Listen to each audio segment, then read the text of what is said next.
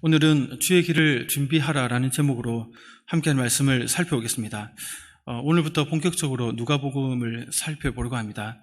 그 시작을 3장 세례 요한의 시작 사역부터 잡았습니다. 물론 1장부터 살펴봐야 하겠지만 1, 2장은 되게 성탄절을 앞두고 자주 다루는 본문이라서 건너뛰려고 합니다. 성탄절 기간이 오면 그때 이 부분을 좀 다루겠습니다.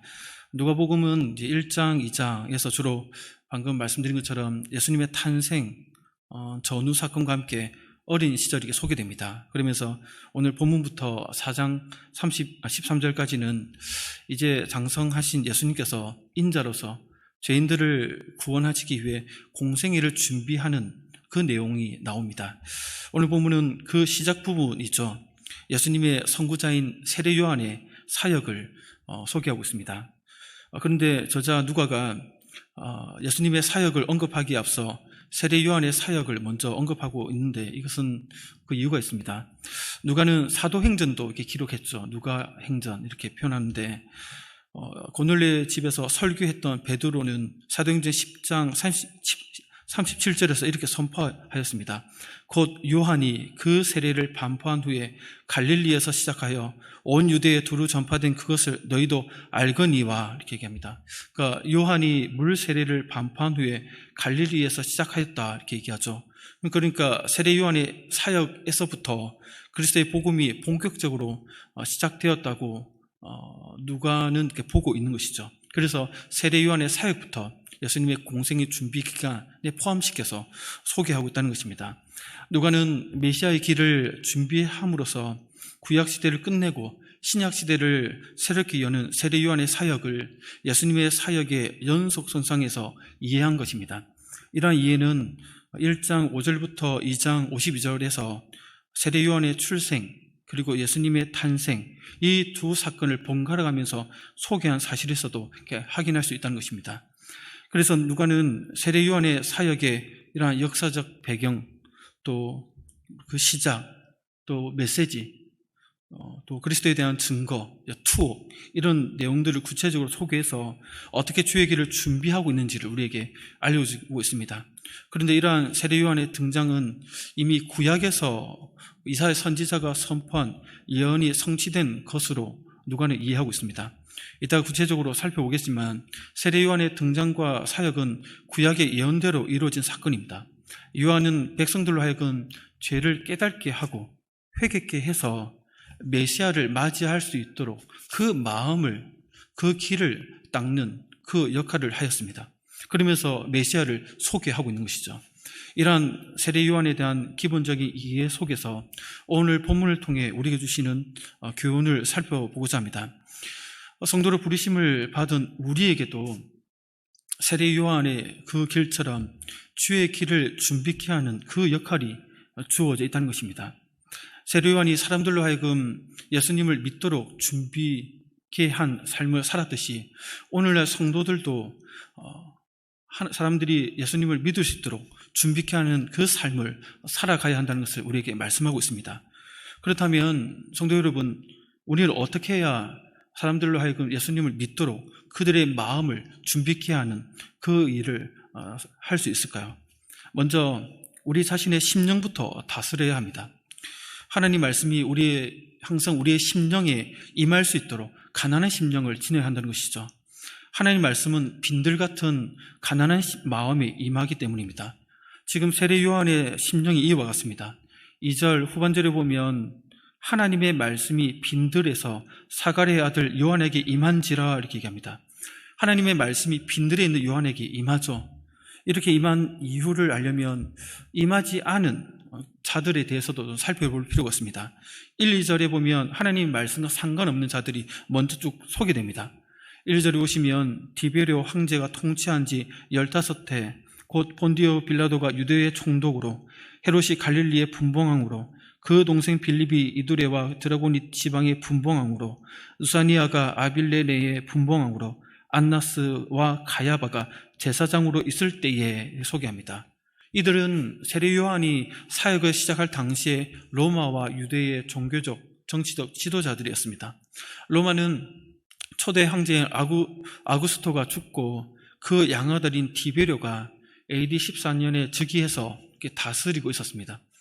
또 유대 총독 본디오 빌라도는 그리스도를 이후에 못 박을 자였는데 AD 36년까지 유대를 다스린 인물입니다. 헤롯이 소개되는데 갈릴리 분봉왕으로 있었습니다. 이 헤롯은 헤롯 대왕과 사마리아인 부인 사이에서 태어난 아들인데 헤롯 안디바, 헤롯 안티바스 이렇게 소개되는 이름입니다. 39년까지 다스립니다. 분봉왕이라는 것은 한 지역을 다스리는, 로마 황제에 의해서 임명받아 한 지역을 다스리는 왕을 이렇게 가리키는 것입니다. 그리고 그 동생 빌립이 이들의 드라곤이 지방을 분봉왕으로 다스리고 있다 얘기하죠. 이 빌립은 또 다른 아내에게서 태어난, 헤롯 왕의 또 다른 부인에게서 태어난 아들입니다. 배달은 이제 형제죠. 앞서 소개했던 헤롯과. 이어서 루사니아가 분봉왕으로 있는데 어떤 인물인지 잘 알려지지 않은 인물입니다. 또 보면 유대 안에서는 대제사장이 소개됩니다. 안나스는 AD 6년에 로마의 수리아 총독에 의해서 제사장으로 임명된 자였는데, 그리고 또 가야바는 그의 조카이자 사위로서 그를 이어서 또 총독에 의해서 제사장 임명되어서 36년까지 제사장 역할을 했던 자입니다. 이 안나스와 가야바는 이후에 그리스도를 십자가에 못 박게 한 중심 인물들이 되죠. 이러한 통치자들, 종교 지도자들의 면면을 자세히 살펴볼 필요도 없이 우리가 언뜻 보더라도 이들이 어떤 존재인지를 알 수 있습니다. 이러한 통치자들이 있을 때 하나님은 침묵을 깨시고 400여 년 만에 말씀으로 임하고 계신데, 근데 그 말씀이 로마 황제에게 임한 것이 아니라는 것이죠. 총독이나 분봉왕에게 임한 것도 아니었습니다. 예루살렘 성전에서 하나님을 섬기는 대제사장들에게도 임한 것도 아니었습니다. 바로 빈들에 있는 세례 요한에게 임하였습니다. 여기에 소개된 정치 지도자와 종교 지도자들은 하나같이 부패하고 타락한 자들이었습니다.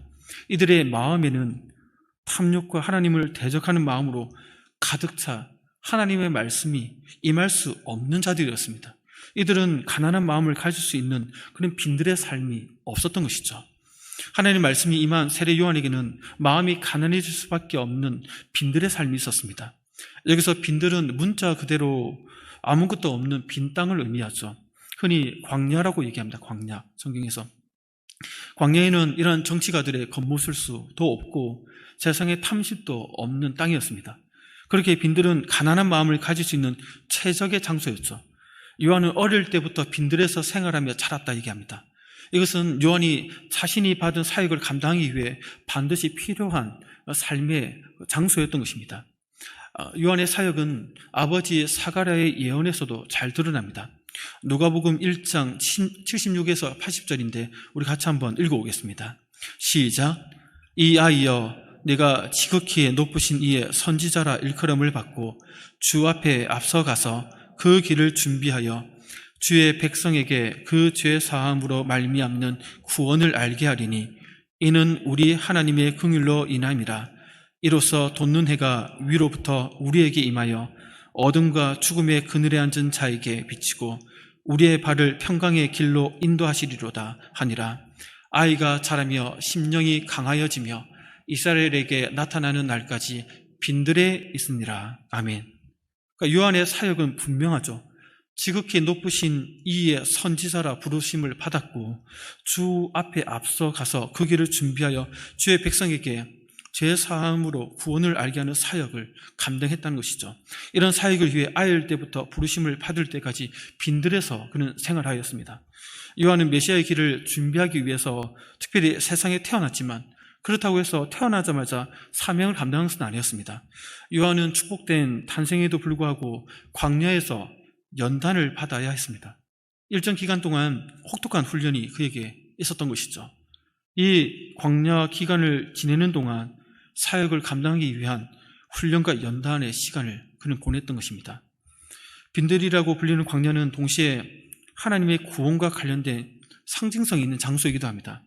구약에서 메시아가 이를 구원의 약속이 자주 광야와 관련되어서 주어지고 있습니다. 본문 4절에 보면 이사야 40장 3절의 예언을 인용하고 있는데 하나님의 백성이 광야에서 구원의 은혜를 보게 된다 이렇게 말씀하고 있죠. 예수님의 사역을 볼 때도 예수님께서 세례를 받으시고 성령의 인도하심을 받아 광야에서 금식하시고 사탄의 시험을 물리치셨죠. 그 구원을 위한 그 과정에서 광야를 거치게 됩니다. 또 구약의 이스라엘 백성들도 모세의 지도하에서 출애굽한 다음에 광야에서 40년 동안 하나님의 그 구원하심을 경험하게 됩니다. 마음이 겸비게 되는 것이죠.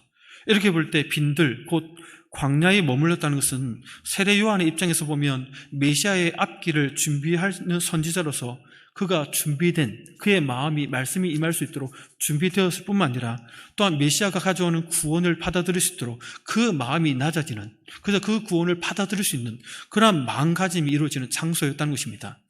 다시 말해 광야를 거칠 때 그의 마음이 낮아지고 겸손해져서 진정으로 그 메시아의 구원을, 그 길을 예비케 하고 또 그 구원을 받아들일 수 있는 자가 된다는 것입니다. 하나님 말씀이 그렇기에 이러한 광야를 거친 그 심령 위에 임하게 된다는 것이죠. 세례 요한은 어릴 때부터 이러한 빈들에서 생활하였습니다. 그래서 빈들 같은 마음을 지닌 사람으로 성장했던 것이죠. 세상에 대한 탐욕도 정욕도 끊어버리고 오직 하나님의 말씀이 임하기만을 사모하였습니다. 때가 되자 그 말씀이 임하였고 마치 빈들의 단비처럼 그 영혼이 그 말씀을 기뻐하며 받아들였던 것입니다. 성도 여러분, 우리가 사람들로 하여금 주님을 맞이하도록 준비시키기 위해서는 우선 우리의 심령부터 돌아봐야 한다는 것입니다. 우리의 심령은 하나님의 말씀이 임할 수 있는 빈들 같은 마음인지 살펴봐야 합니다. 빈들처럼 가난한 심령이 되어 날마다 하나님의 말씀을 듣기에 우리의 마음이 사모하고 있는지 자신을 돌아봐야 합니다. 지금은 정보가 넘쳐나는 세상 속에서 우리가 살고 있습니다. 눈만 뜨면 보고 듣고 하면서 계속 온갖 정보들이 우리 눈과 귀 속에 들어옵니다. 홍수같이 쏟아지는 이 정보들 속에 우리의 심령이 장악당하고 지배될 때가 많습니다. 그 정보가 좋으면 괜찮은데 많은 경우 그 정보들 속에는 안 좋은 공통점들이 있다는 것입니다. 사람의 욕망과 탐심을 충동질하는, 자극하는 그런 속성들이 이 세상 정보 속에 있다는 것이죠. 그런 소리를 계속 듣고 보다 보면 우리의 마음에 뭔가를 소비하려는 이런 생각이 듭니다. 늘 생각하는 것이 그거 사고 싶다, 그거 먹고 싶다, 그거 해보고 싶다, 거기에 가보고 싶다, 그런 집으로 이사 가고 싶다, 내가 누리지 못하고 있는 것들을 해보고 싶다, 누려보고 싶다는 쪽으로 마음이 계속 자극을 받아서 가게 되는 것이죠. 그래서 소비하게 되는 것이죠. 그걸 하고 나면 너무나도 기분이 좋아지고 자랑하고 싶고 가슴이 뿌듯하고 행복하고 내가 제대로 살고 있다고 생각하게 되는 것이죠. 물론 이런 삶이 틀렸다, 잘못됐다 싸잡아서 말할 수는 없겠지만 우리의 심령이 대부분 이런 것들로 차지하고 있다면, 소비하는 삶으로 우리의 심령이 가득 차 있고 그런 것들로 우리가 즐기고 있다면 그것은 빈들의 마음, 광야를 거친 마음이 아니라는 것입니다. 곧 하나님 말씀을 사모하고 임할 수 있는 준비된 마음은 아니라는 것이죠. 이것이 문제입니다. 이런 시대일수록 성도로서 가난한 심령을 더욱더 유지해야 됩니다. 문자 그대로 빈들 광야를 찾아서 우리나라는 광야가 없으니까 산속으로 들어가야 한다는 말은 아닙니다. 여러분이 있는 그 장소를 빈들로 만들어야 된다는 것입니다. 광야를 한번 만들어 보십시오. 그 시작은 하나님 말씀에 대한 사모함이 생기고 그 말씀이 들리고 그 뜻에 살아가고자 하는 마음을 해방하는 것들이 무엇인지 생각하는 것부터 시작되겠죠.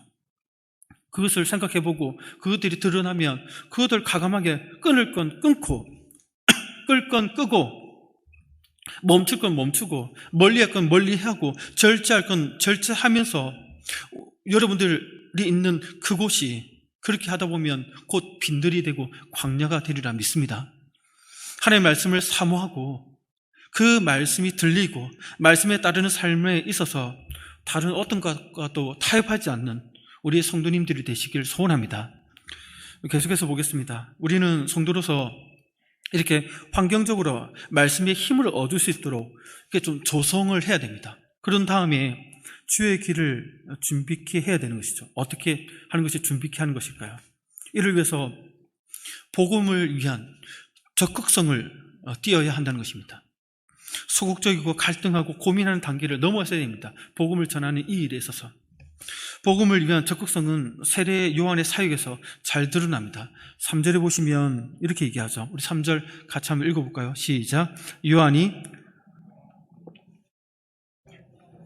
받게 하는 회개의 세례를 전파하니. 아멘. 요한은 빈들을 떠나 요단강 부근 각처에 와서 사역을 하였습니다. 광야에는 회개 세례를 베풀 물이 없었죠. 그래서 광야를 떠나 요단강 부근까지 갔습니다. 또 각처에서 와서라고 요한이 어떻게 움직였는지에 대해서 얘기합니다. 이것을 보면 요한은 요단강 어느 한 곳에서만 세례를 베푼 것이 아니라는 것을 압니다. 요단강의 상하류를 오르락 내리락 하면서 사역을 했던 것이죠. 한 곳에 머물며 사람들이 자기에게 모이도록 한 것이 아니라 그런 측면도 있겠지만 적극적으로 요단강 줄기를 타고 오르며 내리며 유대 전국을 다니면서 회개 세례를 베풀었다는 것입니다. 세례 요한의 이러한 적극적인 모습은 구약 이사야의 예언의 성취이기도 합니다. 오늘 본문 4절, 6절을 같이 한번 읽어볼까요? 시작. 선지자 이사야의 책에 쓴 바 광야에서 외치는 자의 소리가 있어 이르되 그의 오실 길을 곧게 하라.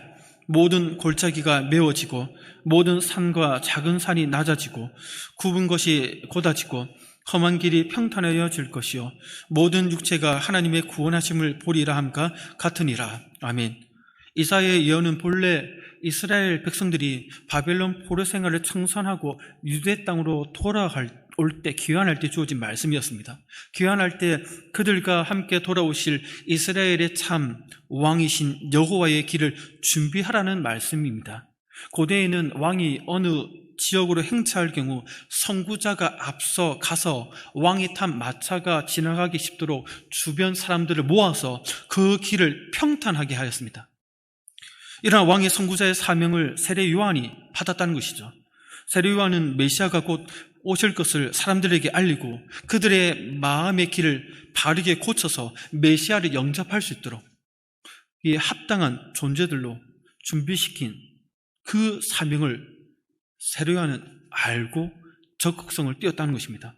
이러한 사역에 성도들인 우리들도 동일한 부르심을 받았다는 것입니다.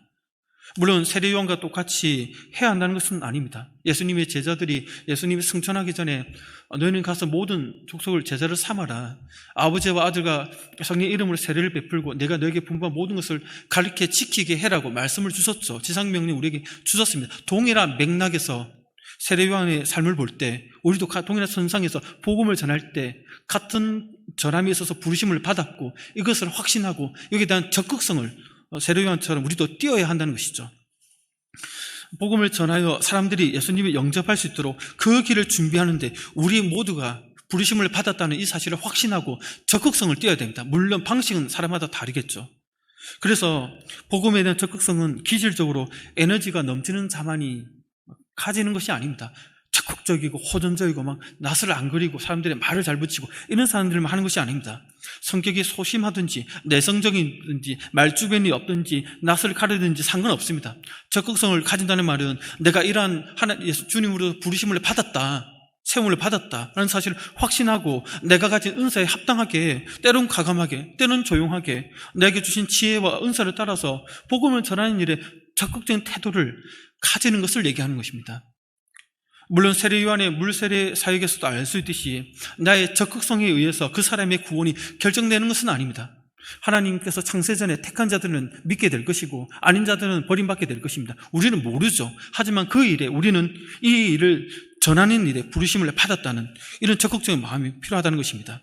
세례 요한도 이런 마음을 가지고 그가 회개의 세례, 물세례를 베풀었습니다. 하지만 세례 요한에게 물세례를 받은 사람들은 실은 그 물세례로 인해서 직접적인 구원에 이른 것은 아니었습니다. 요한의 세례는 백성들에게 자신의 죄악된 행실을 뉘우치게 하고 장차 뒤에 오실 메시아 그리스도를 영접할 수 있도록 만드는 거기까지 구원의 예비적인 사역까지를 감당한 것입니다. 그래서 3절에서는 제사함을 받게 하는 회개의 세례라고 표현합니다. 여기서 받게 하는 이 말은 무엇을 위한이라는 뜻입니다. 다시 말해 제사함을 위한 회개의 세례를 전파하고 있었던 것이죠. 이는 회개의 세례가 제사함을 직접 준다는 의미가 아니라 제사함으로 이끌어주는 수단이 된다는 겁니다. 제사함을 준비케 하는 길이 된다는 것이죠.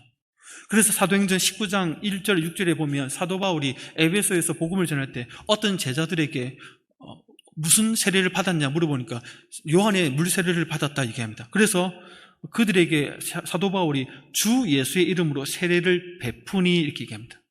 예수님의 이름으로 세례를 다시 베풉니다. 요한의 세례를 받은 사람도 또다시 주 예수의 이름으로 세례를 받도록 한 것이죠. 이것을 볼 때 요한은 자신의 사역이 구원의 예비적인 성격의 사역이 있음을 알고 비록 직접적인 구원을 이루게 하는 것은 아니지만 그것을 가능케 하는 예비적인 사역임을 알고 그게 부르심을 받음을 확신하고 온 정성을 다하여 적극성을 띄었다는 것입니다. 성도 여러분, 비록 내가 전한 복음이 나의 능력으로 그 사람을 예수 믿게 하는 것은 아니지만 구원의 역사가 일어나게 해달라는 간절함과 적극성을 띠고 우리도 임해야 한다는 것입니다. 복음을 전하는 이 일에 열심을 다할 때 그 수고를 주님께서 수단 삼아서 그 사람에게 복음이 들어가게 하실 것입니다. 이를 위해서는 때론 사랑하는 마음으로 그 영혼에게 센 말, 책망을 해야 할 때도 있습니다. 불편한 말을 해야 할 때도 있다는 것이죠. 이런 말을 피해서는 안 됩니다. 물론 기도하면서 지혜롭게 그런 말을 해야겠죠. 세례 요한은 이런 일에 있어서 적극성을 띠는 그 모습에서 책망을 아끼지 않고 있습니다. 7절에 보시면 이렇게 얘기하죠. 7절 한번 읽어볼까요? 시작. 요한이 세례받으러 나오는 무리에게 이르되 독사의 자식들아 누가 너희에게 일러 장차 올 진노를 피하라 하더냐. 아멘. 참으로 심한 책망의 말이 아닐 수 없죠. 그러나 요한이 독사의 자식들아 라고 책망한 것은 미워 죽겠으니까 한 말은 아니라는 것입니다. 진실한 마음으로 회개의 세례를 받고자 그들에게 기회를 주는 것이죠. 그런데 오늘 이들에게 이런 말을 했던 그 대상은 사실 세례를 받고자 나온 무리들이 아니었습니다. 그 많은 무리들 중에서 다른 무리들이 있었는데 그들은 교만한 종교 지도자들과 그들에게 보냄받은 자들이었습니다. 종교 지도자들은 세례 요한에게 세례를 받으러 온 것이 아니라 요한, 네가 무슨 자격으로, 네가 누군데 왜 세례 베푸냐, 이것을 따지기 위해서 예수님께도 와서 따지지 않습니까? 따지고 시비를 걸고 흠을 잡아서 무너뜨리기 위해서 온 것이죠. 그래서 그들에게 독사의 자식들아 라고 책망합니다. 성경에서 독사는 사탄을 얘기합니다. 상징합니다. 또 메시아를 대적하는 자들에 대한 상징으로 독사 이렇게 표현합니다. 예수님도 대적하는 무리들에게 독사의 자식들에게 질책하였지 않습니까?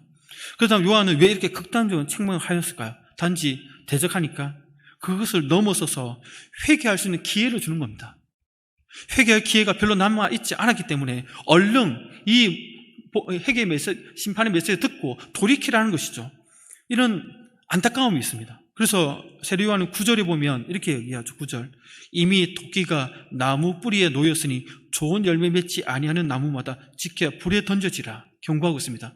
아이고, 죽을 사람은 다 죽고 지옥 갈 사람은 다 지옥 갈고 하나님께서 부르실 사람은 다 부르겠지, 이런 마치 믿음이 좋은 것처럼 여유 있는 마음이 아니라 정말 긴박한 거죠. 너희들 지금 내가 전하는 이 복음 듣고 마음을 준비하지 않으면 큰일 난다, 하나님의 심판이 얼마 남지 않았다, 이런 긴박성을 가지고 그들에게 복음을 전하고 있는 것이죠. 그래서 이런 안타까운 마음에 비록 자기를 대적하는 자들에게도 독사의 자식들을 하면서 심판이 얼마 남지 않았다, 회개해서 회개 열매를 맺으라라고 그렇게 적극성을 띠면서 때로는 책망을 강하게 하고 있다는 것입니다. 이것은 사사로운 감정에서 나오는 것이 아니라는 것입니다. 그런데 이 책망이 누군가에게는 주님의 책망으로 들린다는 것이죠. 요한계시록 3장 19절에 보면 7교회 중에 한 교회에 예수님께서 책망하시는데 그때 이렇게 얘기합니다. 무릇 내가 사랑하는 자를 책망하여 징계하나니 그러므로 네가 열심을 내라, 회개하라 얘기합니다. 예수님이 직접 했나요? 아닙니다. 요한을 통해, 사도 요한이죠. 사도 요한을 통해서 그 교회에다가 책망하는 겁니다. 예수님께서 하나님의 사람을 통해서 그 대상에게 책망하시는 것이죠. 이렇게 성도 여러분, 우리는 복음을 전할 때 적극성을 드릴 때 그 적극성을 통해서 책망의 말도 주님께서 우리를 통해서 그 영혼에게 책망하는 말씀으로 전달될 때도 있다는 것입니다. 이러한 적극성은 그 영혼에 대한 안타까움에서 나오기 때문에 그렇다는 것이죠. 그 안타까움은 그가 바른 길로 가지 않을 때 바로 잡아주고자 하는 이런 마음이죠. 그릇된 길로 갈 때 그것을 보면서도 그냥 알아서 하겠지, 지옥 자식 되겠지, 이렇게 생각한다면 그 어떻게 되겠습니까? 그 영혼이. 우리 주님은 우리를 통해 그 영혼이 지금 들어야 할 책망을 듣도록 하십니다. 그 책망의 말이 말하는 나에게, 또 그 사람에게는 서로에게 거북할 수 있겠죠. 또 불편하게 만들지도 몰라도 더 멀리, 더 길게 보면 그 영혼이 주님께로 돌아오는 결정적인 말이 될 수 있음을 우리는 늘 명심해야 됩니다. 성도 여러분, 사랑의 마음으로 그 영혼을 향해 책망의 말을 아끼지 마십시오. 물론 기도하면서 사랑의 마음으로 말해야 할 것입니다. 주님께서 여러분의 입술을 통해 그 영혼에게 책망을 하실 것입니다. 그 책망을 통해 그 영혼이 죄에서 돌이키는 은혜가 있으리라 믿습니다. 이렇게 책망을 주어질 때 오늘 본문에서는 두 가지 반응이 있음을 보여줍니다. 우선 종교 지도자들을 중심으로 해서 끝까지 회개하지 않는 자들이 나오죠. 그 대표적인 사람으로 오늘 본문 마지막 절에 보면 정치 지도자 헤롯 왕이 소개됩니다. 19, 20절을 같이 한번 읽어볼까요? 시작.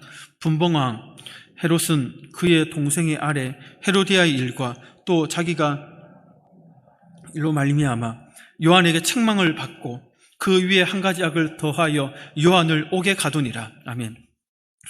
죄를 회개하지도 않고 오히려 해방하고 공격해옵니다. 여기 이 헤롯은 아까 소개한 것처럼 헤롯 안디바죠.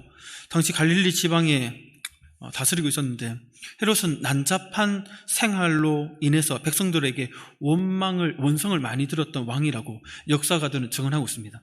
특히 첫 부인과 강제로 이혼하고 그의 조카이자 빌립, 그 왕이죠, 그 아내인 헤로디아와 재혼을 하였습니다. 이런 일이 상식적으로도 좀 안 맞죠. 근데 로마 시대 때는 이런 일이 많았다고 합니다. 그걸 이제 같은 그 문화를 타고 이렇게 하는 거죠. 이와 같은 일은 율법이 정죄하는 죄악이었습니다. 율법은 가르치기를 누구든지 형제의 아내를 취하면 더러운 일이라 레위기 10장에서 얘기합니다. 그런데 백성들의 모범이 되어야 할 왕이 이런 더러운 죄를 범하고 있으니까 세례 요한이 율법을 알고 하나님의 종으로서 가만히 있을 수가 없는 것이죠. 유대인의 왕인데 그 사람에게. 그래서 회개라고 질책한 것이죠.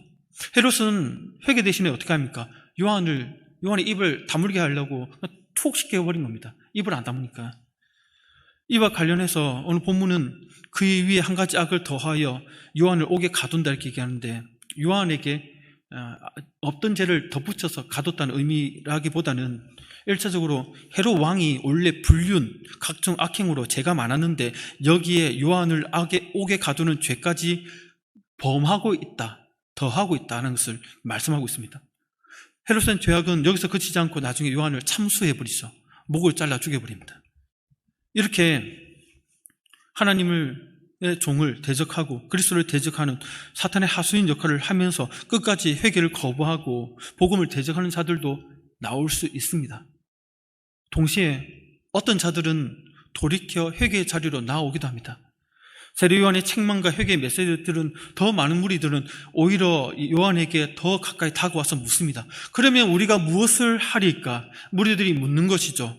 이 무릎은 8절에서 앞서 8절에서 회개에 합당 열매를 맺으라, 이 선포에 대한 반응에서 나오는 것입니다. 어떻게 하는 것이 회개에 합당한 열매를 맺는 것인지 우리에게 좀 알려달라고 이 메시지에 반응하면서 나오고 있는 것입니다. 그러자 그 방법을 알려줍니다. 무엇이 회개에 합당한 열매인지를. 먼저 그 무리들에게 크게 얘기합니다. 옷과 먹을 것들을 가난한 자들의 이웃들과 나누라 얘기합니다.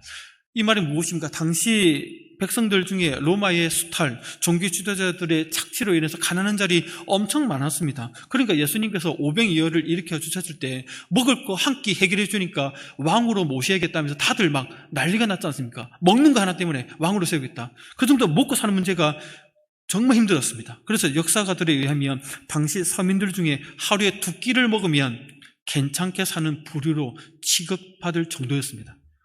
빈부격차가 엄청 심했죠.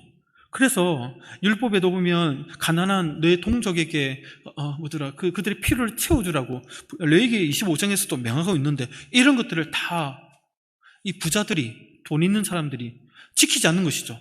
이웃 사랑에 대한 의식이 다 그냥 증발해버린 것입니다. 그래서 가전자들이 이기심을 더 부리고 있고, 그러한 상황 속에서 물어오니까 세례 요한이 분명하게 얘기합니다. 이기심 버리고 하나님 말씀대로 가난한 자들과 나누라. 그것이 회개에 합당한 삶이다 라고 바르게 얘기해 줍니다. 이제 두 번째 무리들이, 세리들이 물어옵니다. 우리는 어떻게 해야 됩니까? 그러니까 부가던 것 외에는 거두지 말라 얘기합니다. 너무 단순하죠. 로마인들이 유대인들 세웠습니다. 세리들로 징수하게 했습니다. 그런데 성과급이 있으니까 많이 거둘수록 더 많은 보너스가 가니까 더 경쟁적으로 많이 거뒀습니다. 그러다 보니까 가난해지는 것이죠. 이런 탐심을 버리고 거둘 것만 거둬라 얘기합니다. 이제 군인들이 물어옵니다. 우리는 어떻게 해야 됩니까? 강탈하지 말라. 거짓으로 고발하지 말고 받은 급료, 월급으로 만족해라 이렇게 얘기합니다. 여기서 군인들은 로마 군인들이 아닙니다. 유대 사회 질서를 지키는 유대 군인들입니다. 지금으로 말하면 치안을 담당하는 경찰들이라고 볼 수 있습니다. 그런데 그들이 그 경찰의 그 권한을 가지고 서민들을 억압하고 돈을 뺏는데, 또 세리들과 결탁해가지고 세금을 징수할 때 이렇게 겁을 주면서 세금을 거두는 그 일에 가담했던 것이죠. 부정부패의 온상이 되었습니다. 그러니까 너희들 그런 권력 남동하지 말고 그 무자비하게 욕심 부리지 말고 받은 급료 충분하지 않냐, 그걸로 만족하고 좀 그런 짓 하지 말라고, 회개에 합당한 삶이 무엇인지를 그들에게 하나하나 말씀을 전해주고 있습니다. 이렇게 책망을 듣고 돌이키는 자들이 있고 회개의 열매를 맺기 위해서 반응한 자들이 생겨난다는 것입니다. 실제로 예수님의 공생애가 시작되었을 때 유대 전역에서 예수님의 복음을 듣고 따르는 무리들이 많이 일어납니다. 많은 자들이 구원을 받습니다. 그게 왜 가능했을까요? 이러한 복음의 역사가 그냥 일어난 것이 아니라 주의 길을 준비한 선구자 세례 요한의 이런 외침이 있었기 때문에 백성들의 마음이 길이 닦여졌고, 예수님이 공생의 기계를 시작해서 복음을 전할 때 그 복음을 누구나 다 쉽게 받아들일 수 있게 되었다는 것입니다. 그래서 세례 요한은 이러한 자신의 길을 알고 그 삶을 살아냈다는 것입니다. 성도 여러분, 우리들도 이러한 일에 부르심을 받았다는 것입니다. 물론 각자 부르심을 받고 쓰임받는 방식은 다를 수 있습니다. 또 거기에 맞는 은사도 각자 다르게 받았을 것입니다. 그러나 사람들 마음에 우리 주님을 맞이할 수 있도록 그 길을 닦고 준비하는 이 부르심에 우리 모두가 동일하게 부르심을 받았다는 것입니다. 이 사실을 확신하시고 사람들 마음에 주님을 맞이할 수 있도록 준비하는 이 일에 다들 적극성을 띠고 동참하시기를 소원합니다. 이 일을 위해 우리의 심령이 언제나 말씀을 사모하고 또 그 말씀이 들리고 그 말씀에 따를 수 있는 빈들과 같은 가난한 심령을 유지하도록 환경을 조성해 나가시길 소원합니다. 복음에 대한 열정과 적극성을 가지고 각자 위치에서 기회가 있을 때마다 그 안타까운 마음으로 그 영혼에게 예수님을 전하는 그런 심령들이 되시길 소원합니다. 그래서 우리 모든 성도님들이 우리 주님께서 기뻐하시는 주의 길을 예배하는 자들이 되시기를 소원합니다. 우리 함께 기도하겠습니다. 오늘 말씀을 생각하시면서 함께 기도하기 원합니다. 그동안 우리가 코로나로 인해서 유축되어서 우리의 신앙을 지키는 수동적이고 또 소극적인 신앙생활을 해왔지 않았나 생각하게 됩니다. 이제는 코로나가 너무나도 많이 확산되어서 어떻게 될지 알지 못하지만 어떻게 합니까? 이것이 끝을 향해 가는 그 마지막 단계일지, 주님, 우리가 너무나도 그동안 소극적인 모습으로 내 신앙, 내 예배, 우리 가정의 자녀들 교우 예배드릴 모습에서 정도에서 신앙생활을 했다면 이제는 좀 적극성을 띠고 우리가 부름받은 위치가 무엇인지를 생각하면서 복음을 전하는 이 일에 부름받았고 이 일에 적극성을 띠기를 원하고, 이 일에 우리가 각자 받은 은사에 따라서 각자 허락하신 그 자리에서 지혜롭게 복음을 전할 수 있도록 우리를 사용해달라고, 우리를 붙들어달라고, 우리와 함께해달라고, 그들의 마음에 그리스도의 복음을 준비케 하는 심령들로 사용해달라고 함께 기도하기 원합니다. 함께 주여 우리를 사용하여 주옵소서. 세 번 외치면서 함께 기도하겠습니다.